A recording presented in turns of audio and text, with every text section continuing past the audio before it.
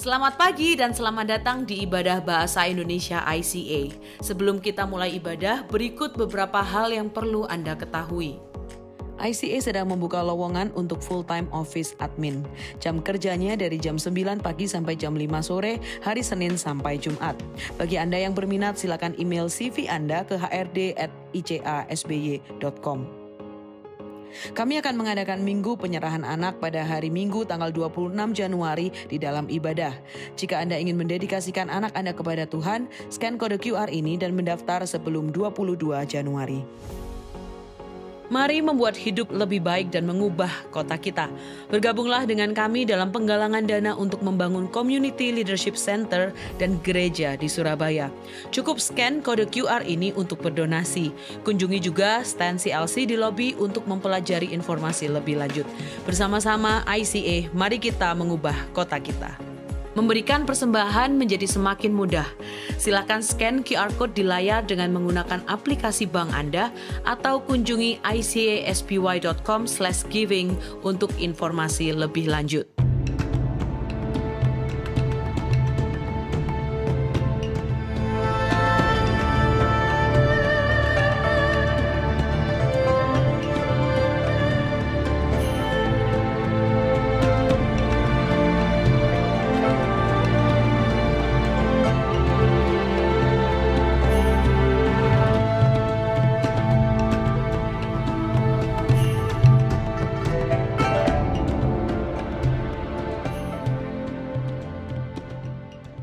Selamat datang di ibadah online Gereja ICA Surabaya. Kami senang Anda bergabung dengan kami hari ini. Saya Widianti, salah seorang pastor di ICA Surabaya. Dan ingin mengucapkan selamat tahun baru karena ini masih awal-awal tahun buat teman-teman semuanya dimanapun Anda berada. Semoga di tahun ini kita bisa menjadi semakin lebih baik. Bukan berdasarkan standar kita atau standarnya dunia, tetapi berdasarkan apa yang Tuhan pikirkan tentang kita. Apa yang Tuhan perkatakan tentang kita. Dan kita masih berada di dalam seri Jalan Kebijaksanaan. Jalan kebijaksanaan ini merupakan cara-cara hidup yang membuat kita bisa menjadi orang yang bijaksana. Sekali lagi menurut Alkitab. Menjadi bijaksana yang dimaksud bukan berarti hidup itu tanpa masalah. Namun ketika badai hidup menerpa, kita tetap bisa berdiri kokoh. Saudara, orang yang bijaksana akan membangun rumahnya di pondasi yang begitu kuat. Mereka akan tahu dan paham benar betapa pentingnya pondasi yang kuat. Sehingga ketika badai, ketika hujan, ketika angin itu menerpa, bangunan ini akan tetap kokoh. Begitu pula melalui seri khotbah ini, kami ingin setiap jemaat bisa semakin diperlengkapi dan memiliki pondasi hidup yang begitu kuat. Minggu lalu kita belajar dari episode yang pertama, yaitu tentang ratapan. Bahwa ratapan adalah ketika kita bertanya kepada Tuhan mengapa, tetapi kita tidak mendapatkan jawabannya. Saya cukup percaya bahwa Anda dan saya, kita semua pasti pernah berada di dalam situasi seperti itu. Menanyakan banyak sekali pertanyaan mengapa ini terjadi Tuhan dan lain sebagainya. Tetapi tidak ada jawaban yang kita terima. Saudara, sebagai orang Kristen boleh banget kok meratap. Meratap kepada Tuhan dengan jujur apa adanya, itu akan membantu kita memproses rasa sakit kita, rasa kegagalan kita, kelemahan atau dosa kita. Kemudian perlahan harapan baru akan muncul di dalam Tuhan. Dan itu yang akan menguatkan iman kita. Saudara, ratapan adalah cara bijaksana untuk merespon tantangan hidup. Jadi meratap itu boleh asal dilakukan dengan benar. Kalau Anda melewatkan episode yang pertama minggu lalu, Anda bisa kembali melihatnya di YouTube Anda. Hari ini kita akan belajar hal yang kedua. Salah satu jalan kebijaksanaan yang kedua yaitu melalui penyembahan. Bagaimana penyembahan akan membuat pondasi yang kuat bagi rumah kita. Bagaimana penyembahan yang benar merupakan jalan kebijaksanaan yang perlu kita jalani dalam menghadapi hidup. Maka seorang yang bijaksana sudah selayaknya dia adalah seorang penyembah yang benar. Tujuan kami pagi ini saat ini adalah mengajak Anda untuk melihat worship atau penyembahan ini sebagai sebuah gaya hidup. Bukan hanya sebagai satu event, satu aktivitas, rutinitas, liturgi di hari Minggu. Tetapi sebagai sebuah gaya hidup atau lifestyle. Kami ingin mempersiapkan Anda semua menghadapi setiap tantangan hidup itu bersama dengan Tuhan. Sekaligus ini akan membuat Anda semakin dalam lagi di dalam hubungan Anda dengan Tuhan melalui kehidupan penyembahan yang pribadi, yang nyata dan bermakna itu tadi. Saudara, Tuhan sudah menyiapkan banyak kemenangan buat Anda di tahun ini, buat kita semua. Tetapi pondasi kita merupakan bagian kita untuk memperkuatnya. Mari kita belajar bersama-sama hari ini. Saudara, worship atau penyembahan, apa definisinya? Kita mungkin bisa dengan gampangnya buat semua orang pelajari adalah penyembahan itu mengakui kelayakan seseorang atau sesuatu atau memuja sesuatu. Tanpa kita sadari, di dalam kita hidup ini kita selalu menyembah, saudara. Memuja sesuatu. Baik itu artis kah, idola, penyanyi, bisa juga itu diri sendiri tanpa kita sadari atau hobi tertentu atau sesuatu yang kita begitu sukai begitu. Namun penyembahan yang sejati hanya diperuntukkan bagi Tuhan. Ketika kita mengakui nilai tertingginya Tuhan itu, merespon Tuhan itu dengan kekaguman, rasa hormat kita, dan memberikan pemujaan kita kepada Tuhan. Disitulah penyembahan yang sudah sangat seharusnya terjadi. Sadarkah Anda bahwa kita semua ini diciptakan untuk menyembah Tuhan? Penyembahan yang sejati adalah datang dari keputusan kita sendiri, bukan karena dikendalikan oleh Tuhan. Ketika Tuhan menciptakan kita sebagai manusia yang punya kehendak bebas, kita boleh memilih, saudara. Dan ketika kita menggunakan pilihan kita itu untuk menyembah, di sanalah terjadi penyembahan yang sebenarnya. Ketika kita memberikan penyembahan itu kepada Tuhan, di sanalah Tuhan bisa mendapatkan worship-nya kita, penyembahan kita. Karena Tuhan tidak akan bisa disembah oleh kita apabila kita tidak terlebih dahulu memberikannya. Karena kita punya pilihan. Apakah Anda mau memilih untuk menyembah Tuhan? Mari kita lihat dari Filipi 2 ayat 9 sampai 11. Itulah sebabnya Allah sangat meninggikan dia dan mengaruniakan kepadanya nama di atas segala nama. Supaya dalam nama Yesus bertekuk lutut segala yang ada di langit dan yang ada di atas bumi dan yang ada di bawah bumi. Dan segala lidah mengaku Yesus Kristus adalah Tuhan bagi kemuliaan Allah Bapa. Saudara, segala yang ada di atas bumi, yang ada di bawah bumi pun, yang ada di langit, semuanya sudah selayaknya menyatakan bahwa Tuhan adalah Kristus. Yesus Kristus adalah Tuhan gitu. Jadi kita memang diciptakan untuk menyembah. Dan tahukah Anda bahwa penyembahan juga pasti akan terjadi di kekekalan nantinya. Ketika kita melihat penglihatan Yohanes tentang Allah di tahtanya di kitab Wahyu pasal 7. Kita akan melihat bagaimana diceritakan dari penglihatan itu.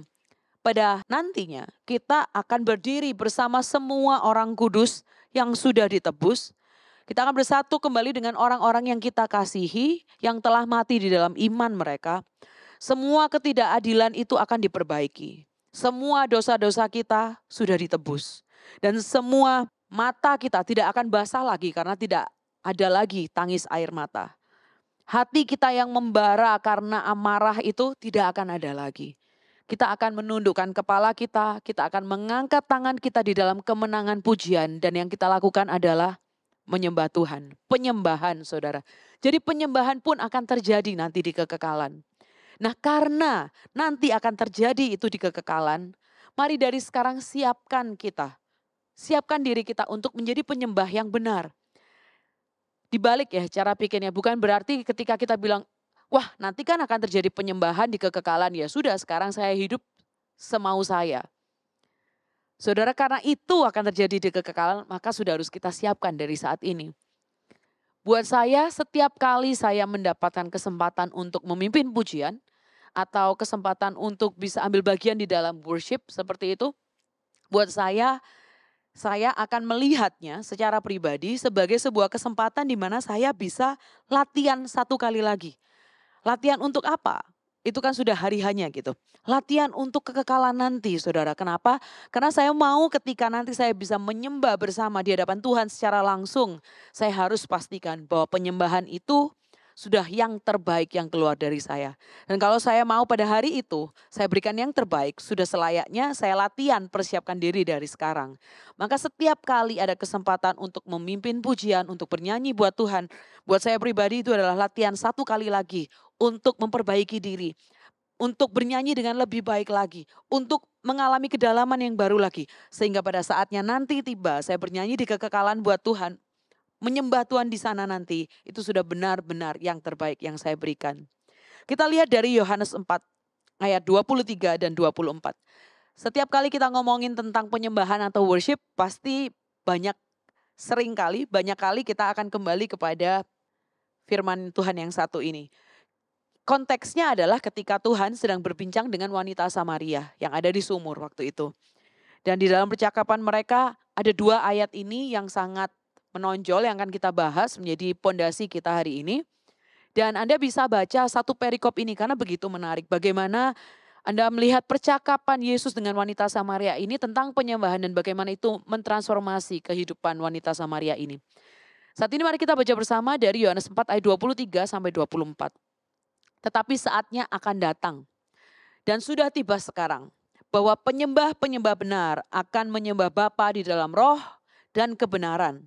Sebab Bapa menghendaki penyembah-penyembah demikian. Ini yang Yesus katakan kepada wanita Samaria itu di dalam percakapan mereka. Ayat 24.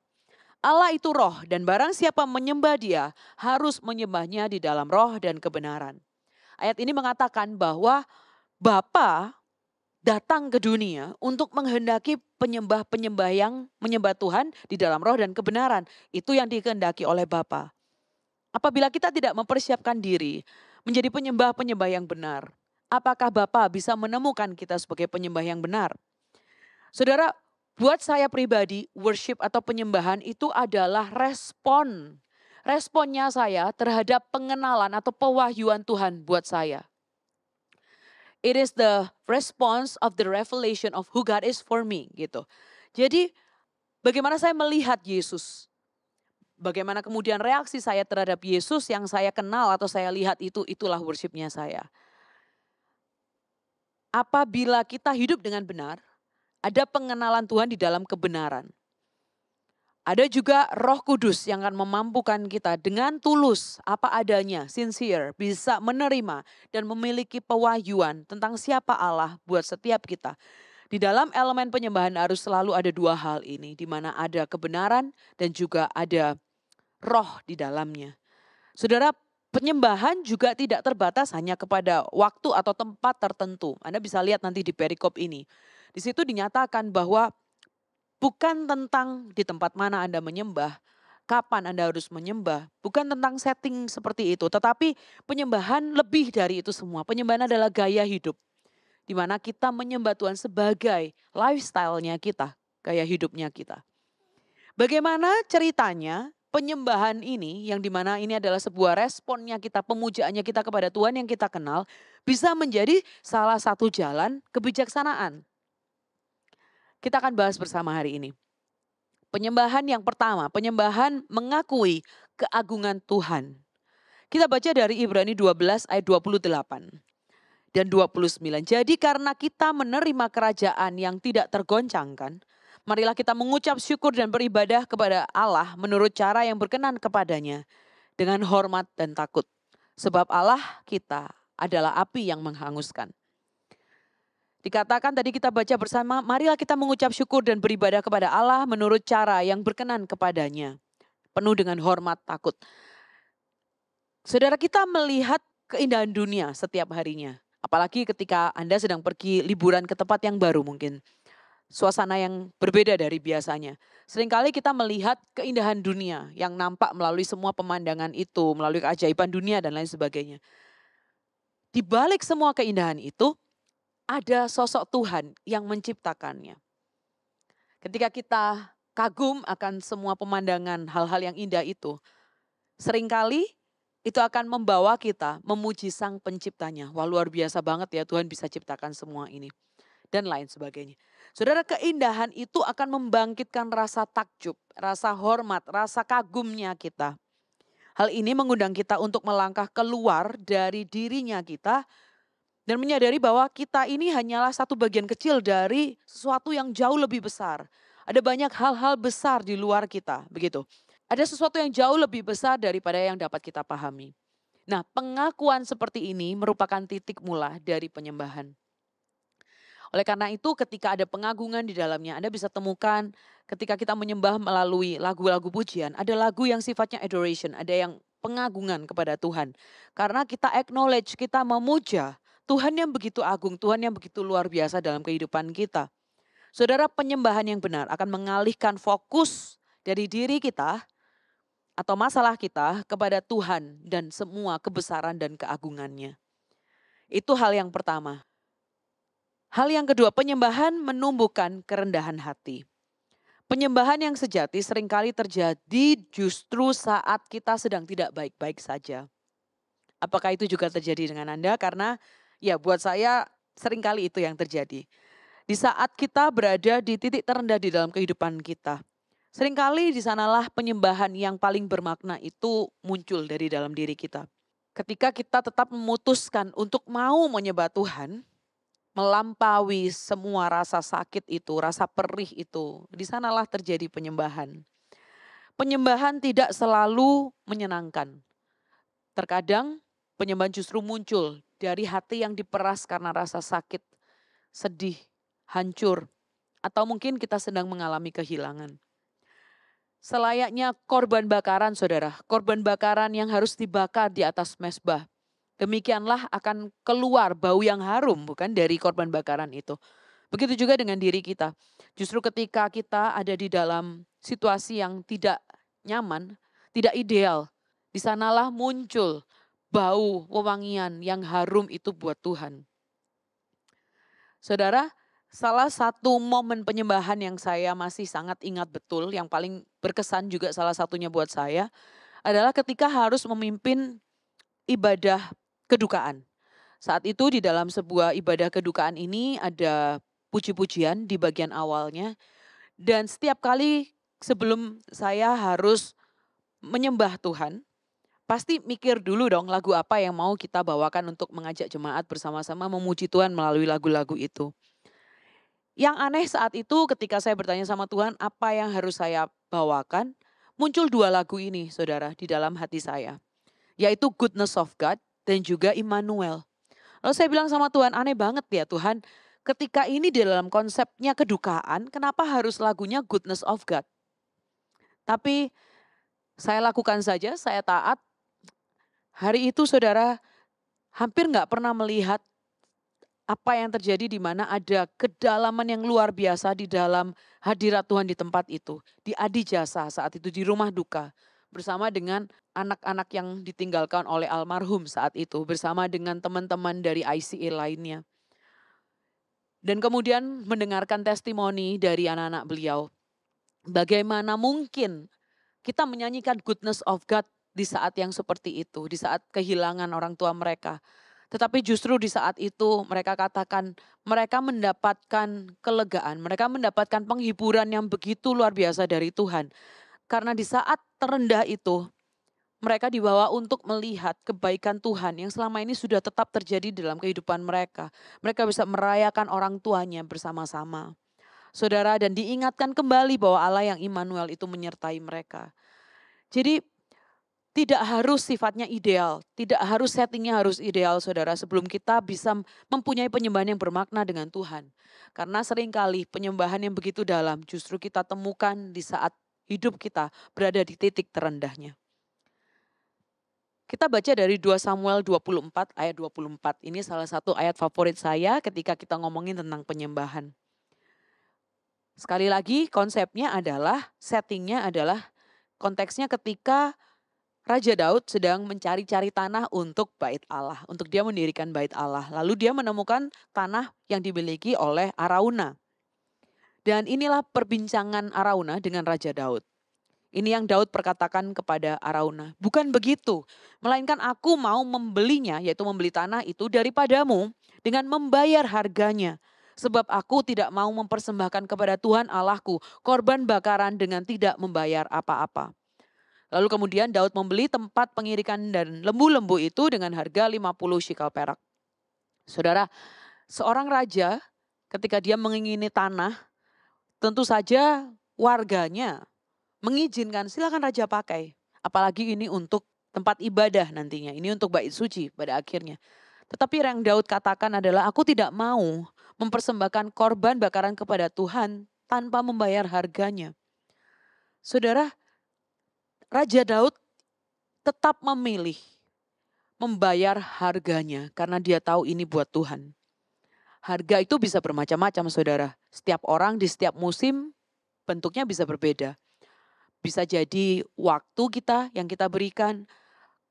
Harga itu bisa berupa kita harus bangun lebih awal. Mungkin kita harus berpuasa. Mungkin kita harus merelakan perasaan kita. Mungkin kita harus membuka hati untuk lebih besar dan memberikan pengampunan terlebih dahulu. Harga yang dibayar juga bisa berarti kita harus mengatur jadwal dengan lebih baik. Untuk kita boleh datang latihan buat teman-teman yang mungkin melayani. Atau juga meluangkan waktu untuk melakukan persiapan. Itu buat kami yang biasanya melayani. Saudara, harga itu bisa berbeda-beda di setiap kita, di setiap musimnya. Dan tidak ada tolak ukur harga yang sama. Akan tetapi konsep bahwa ada korban bakaran, korban, pengorbanan. Berarti ada harga yang harus dibayar. Kita baca satu ayat lagi dari Ibrani 13 ayat 15. Sebab itu marilah kita oleh Dia senantiasa mempersembahkan korban syukur kepada Allah, yaitu ucapan bibir yang memuliakan namanya. Saudara, sekali lagi di dalam Ibrani disebutkan ada kata-kata korban syukur, korban di sana. Ada harga yang harus dibayar, ada pengorbanan yang harus kita keluarkan.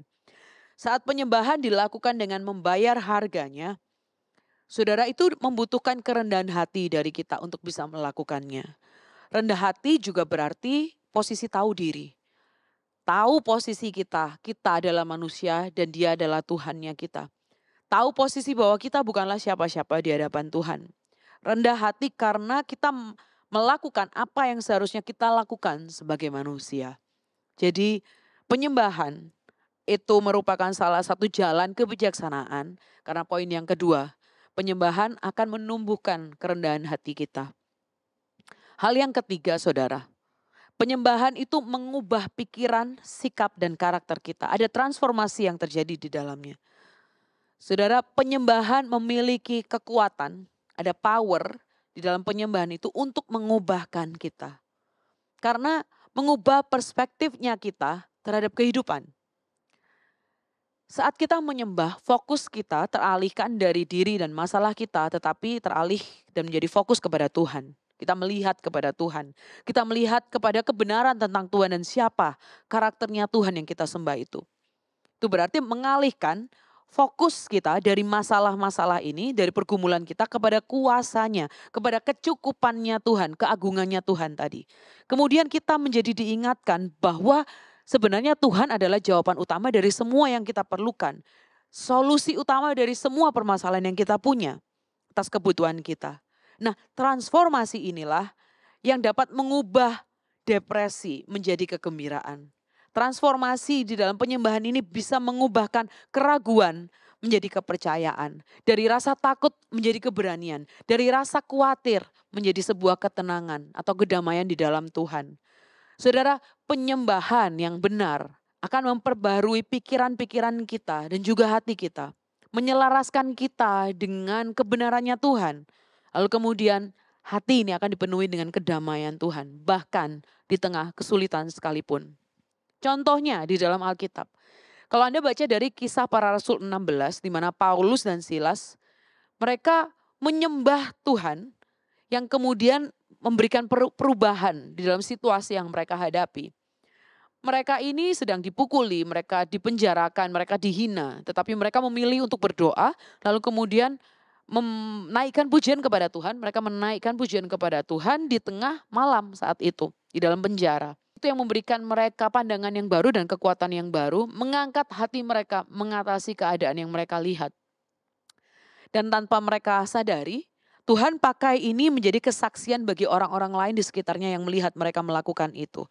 Karena mereka sedang menunjukkan kekuatan iman mereka melalui tindakan mereka.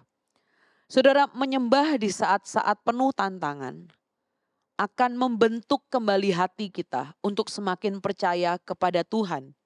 Mengingatkan kita akan kedaulatannya Tuhan dan memenuhi kita dengan pengharapan yang baru. Worship atau penyembahan ini akan membawa kemerdekaan, saudara, freedom. Karena akan meruntuhkan semua hambatan yang menghalangi antara kita dengan Tuhan. Ketika Anda bisa masuk ke dalam worship yang seperti itu, penyembahan yang seperti itu, berarti semua tembok yang membatasi Anda dengan Tuhan di sanalah diruntuhkan semua itu. Entah itu berupa ketakutan, kesadaran dirinya kita berusaha menjaga harga diri kita, rasa tidak amankah atau apapun itu. Worship atau penyembahan yang benar akan membantu melepaskan diri kita dari itu semua dan mengalami kehadiran Tuhan yang akan merubahkan kehidupan Anda. Selayaknya Paulus dan Silas tadi, saudara. Belenggu mereka diputuskan di dalam penjara malam itu. Penyembahan akan memampukan kita untuk hidup sepenuhnya di dalam freedom yang Tuhan sudah sediakan buat kita. Bahkan di tengah badai sekalipun. Membuat kita selaras kembali kepada tujuan dan kehendaknya serta kasihnya Tuhan dalam kehidupan kita.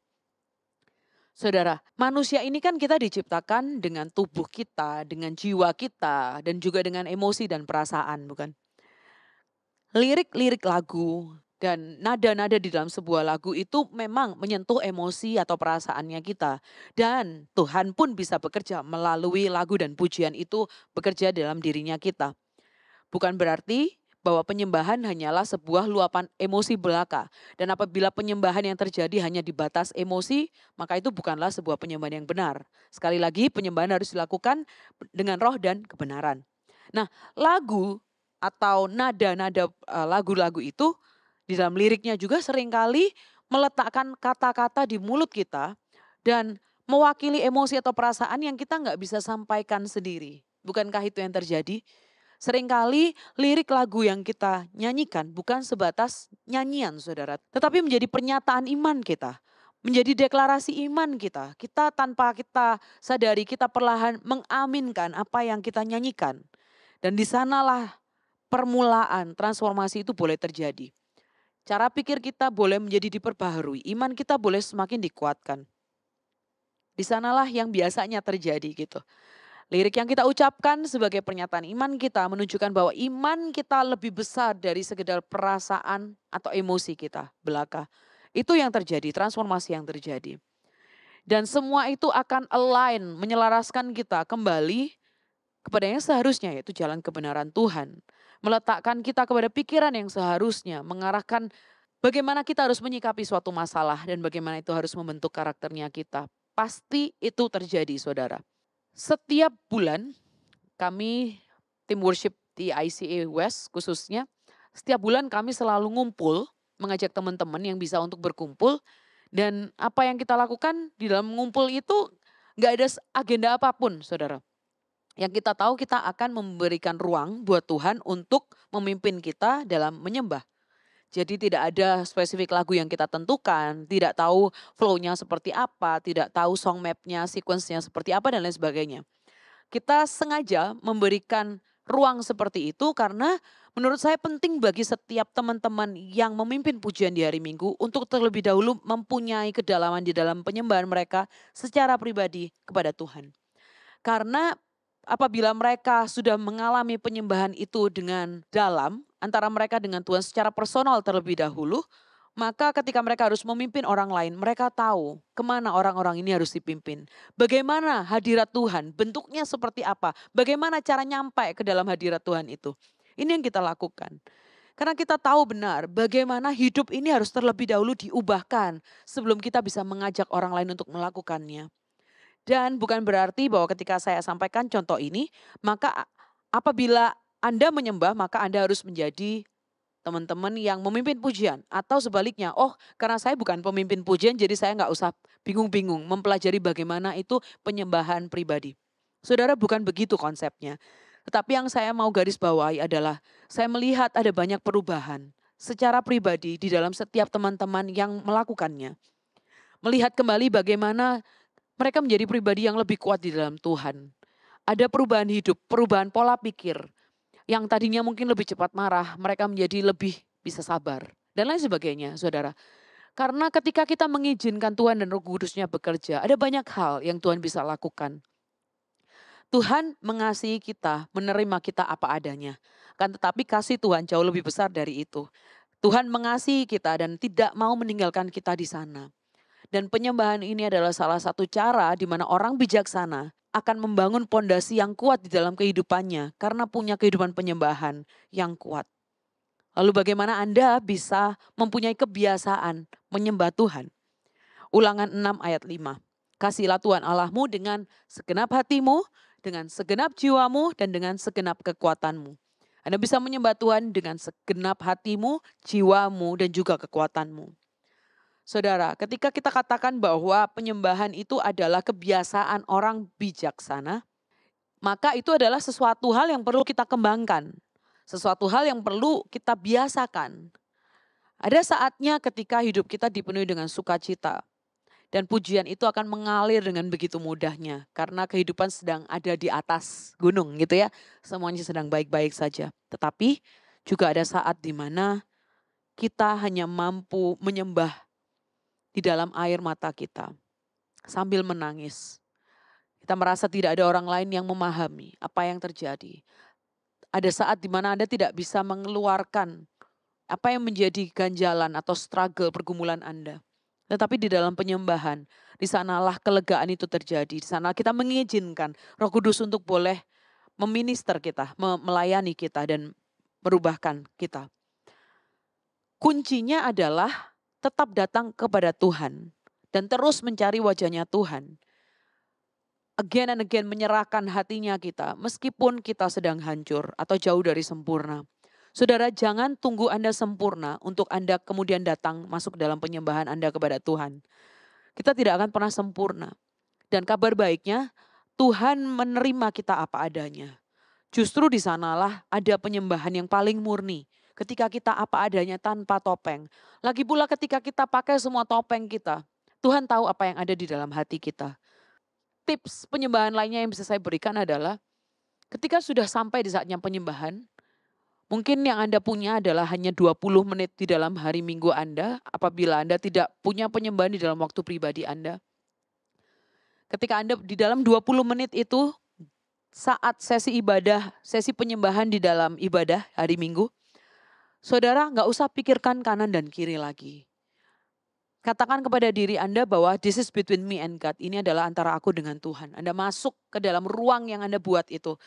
Anda undang Tuhan hadir di sana antara Anda dengan Tuhan. Dan keluarkan semua puji-pujianmu itu. Naikkan kepada Tuhan dengan rasa hormatmu. Dengan rasa kagum itu. Alihkan fokus daripada semua masalahmu kepada Tuhan. Acknowledge semua kebesarannya. Semua pribadinya Tuhan. Dan teruskan pengenalanmu akan Tuhan. Karena semakin kau mengenal Tuhan yang kau sembah, di sanalah kedalaman yang baru akan semakin Anda dapatkan. Saudara, di momen-momen itulah Anda akan menyadari bahwa Tuhan itu setia. Bahwa kasih-Nya cukup untuk menguatkan kita. Bahkan di masa terkelam sekalipun. Di tahun ini kita akan mengadakan kembali 24 hours of worship. Yaitu 24 jam non-stop kita akan menyembah Tuhan bersama-sama sebagai sebuah gereja. Dan Anda bisa catat tanggalnya akan dilakukan di sekitar tanggal 28-29 Mei di tahun ini. Jadi dari jam 7 malam tanggal 28 sampai dengan jam 7 malam tanggal 29. Kita akan non-stop bersama-sama menyembah Tuhan. Live ya saudara, bukan MP3, bukan hanya duduk diam gitu. Tetapi kita menyembah dengan mulut kita, dengan lantang, dengan suara kita. Anda bisa mempersiapkan diri Anda, tetapi saran saya jangan tunggu 24 hours of worship baru Anda connect dengan Tuhan di dalam penyembahan. Tetapi di saat Anda boleh punya waktu pribadi. Mungkin saat Anda sedang nyetir, saat Anda sedang bekerja, saat Anda sedang punya saat teduh di pagi atau di malam hari. Coba cari-cari waktu di mana Anda tetap bisa melakukan penyembahan itu, connect dengan Tuhan. Terutama di saat badai kehidupan sedang menghantam Anda. Di saat hujan badai itu, di saat angin yang kencang itu sedang menerpa bangunanmu. Kuatkan pondasimu. Salah satunya yaitu dengan menyembah Tuhan. Saudara, saya akan meminta teman-teman media ICA untuk menyelipkan tautan di mana kami pernah melakukan upward service, yaitu malam puji-pujiannya ICA. Dan mungkin khotbah ini gak begitu panjang, tetapi Anda bisa ambil waktu selanjutnya untuk menyembah Tuhan di dalam waktu pribadi Anda. Anda bisa lihat di YouTube ICA upward service kami yang sudah diupload juga kemarin. Mungkin itu baru secuil singkat. Akan tetapi biarlah Anda boleh masuk ke dalam hadirat Tuhan. Meskipun tanpa live music di hadapan Tuhan di hari Minggu, biasanya Anda tetap bisa menemukan waktu selama Anda berada di dalam space antara Anda dengan Tuhan. Anda acknowledge Tuhan, di sanalah penyembahanmu akan mengalir. Mari kita berdoa. Tuhan, kami mau dikuatkan ketika kami menjalani kehidupan di tahun yang baru ini, 2025. Meskipun ada tantangan, kami juga percaya ada kemenangan yang Tuhan sudah sediakan. Tetapi Tuhan, atas itu semua, Tuhan bantu kuatkan fondasi kehidupan kami, sehingga kami boleh tetap menjadi anak-anak yang memuliakan Tuhan, meskipun badai menerpa kehidupan kami. Tuhan, hari ini kami belajar tentang penyembahan, kami belajar tentang worship, dan bagaimana kami harus menyembah Tuhan di dalam roh dan kebenaran. Tuhan, bantu kami untuk boleh menjadi orang-orang yang bijaksana, karena kami punya kehidupan penyembahan yang terus mengalir dari hati kami kepada Tuhan. Kau ciptakan kami untuk menyembah Engkau, dan Kau akan terus perbaharui pengenalan kami, pemahaman kami tentang penyembahan.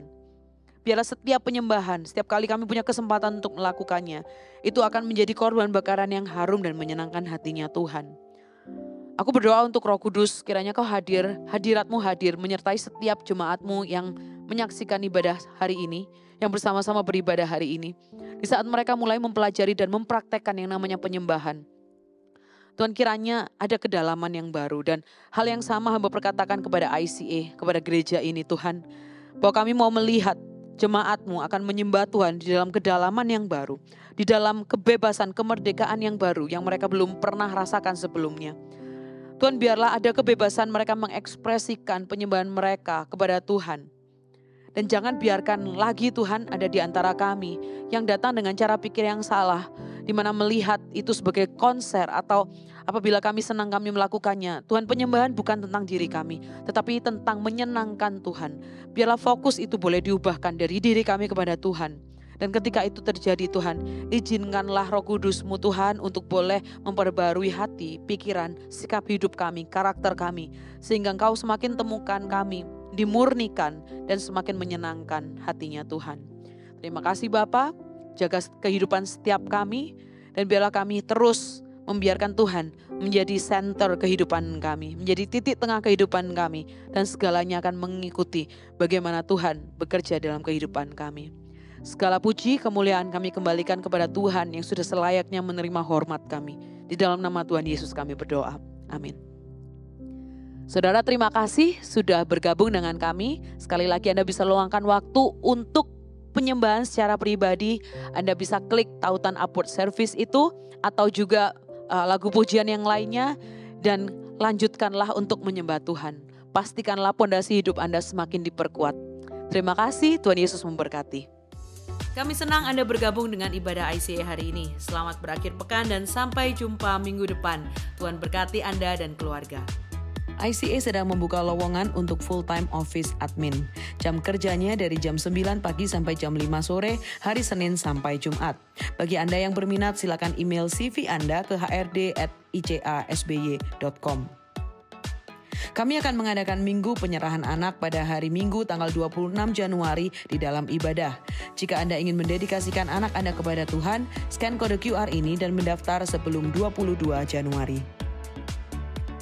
Mari membuat hidup lebih baik dan mengubah kota kita. Bergabunglah dengan kami dalam penggalangan dana untuk membangun Community Leadership Center dan gereja di Surabaya. Cukup scan kode QR ini untuk berdonasi. Kunjungi juga stand CLC di lobi untuk mempelajari informasi lebih lanjut. Bersama-sama ICA, mari kita mengubah kota kita. Memberikan persembahan menjadi semakin mudah. Silakan scan QR Code di layar dengan menggunakan aplikasi bank Anda atau kunjungi icasby.com/giving untuk informasi lebih lanjut. Sumbangan dana untuk beasiswa YDP memiliki kode QR yang baru. Dana beasiswa YDP membantu anak-anak remaja kurang mampu di komunitas agar dapat mengejar impian mereka untuk mendapatkan pendidikan di perguruan tinggi. Pemberian untuk program ini sekarang memiliki kode QR sendiri, sehingga akan lebih mudah untuk Anda memberi dan mendukung impian anak-anak di YDP. ICA Kids mencari sukarelawan untuk membantu dalam bidang musik, pujian, sound, dan LCD. Mari bersama membantu Next Gen di ICA dengan mendaftar sekarang juga. ICA membuka kesempatan untuk Anda dapat bergabung menjadi volunteer di ICA untuk melayani dalam bidang service media dan juga hospitality. Untuk mendaftarkan diri menjadi volunteer di ICA, Anda bisa scan QR Code di layar atau di meja informasi yang ada di lobi. Mari melayani Tuhan dan memberkati gerejanya. Kelompok kecil adalah cara terbaik untuk terhubung dan bertemu dengan lebih banyak teman di ICA. Apabila Anda belum tertanam dalam komunitas Go Group di ICA, silakan kunjungi website ICA atau buka dari aplikasi Church Center untuk menemukan Go Group yang tepat bagi musim kehidupan Anda saat ini. Mari bertumbuh melalui Go Group. Kami rindu untuk bisa mendoakan Anda. Bagikan pokok doa Anda melalui tautan bit.ly/ICA Prayer Online dan bersama kita melangkah dan percaya bahwa Tuhan bekerja. ICA Prayer Service diadakan setiap hari Selasa pada pukul 6.30 sampai 7.30 malam lewat Zoom. Anda bisa mengunjungi Instagram kami @ICSBY untuk mendapatkan meeting ID-nya. Mari menyembah dan berdoa bersama. Tahukah Anda bahwa catatan khotbah ICA dapat ditemukan setiap minggunya di aplikasi Alkitab YouVersion? Setelah mengunduh aplikasi YouVersion, cukup klik Events, ketik lokasi ICA Anda di hari itu, yaitu ICA West atau ICA East, untuk menemukan catatan khotbah dan semua ayat Alkitab untuk khotbah hari Minggu tersebut. Selamat mencoba! Untuk informasi lebih lanjut tentang kegiatan di gereja ICA, tautan penting, pengumuman yang mungkin terlewatkan, serta form pendaftaran, silakan mengunduh aplikasi Church Center, satu aplikasi untuk semua informasi tentang ICA Surabaya. ICA mengadakan ibadah setiap minggu di gereja dan juga online di YouTube channel ICA Surabaya. Bergabung bersama kami setiap hari Minggu untuk menyembah dan belajar firman Tuhan bersama-sama. Ikuti sosial media ICA Surabaya di YouTube, Facebook, Instagram, dan Spotify. Anda dapat menemukan berbagai informasi, playlist musik, video, renungan, dan lainnya.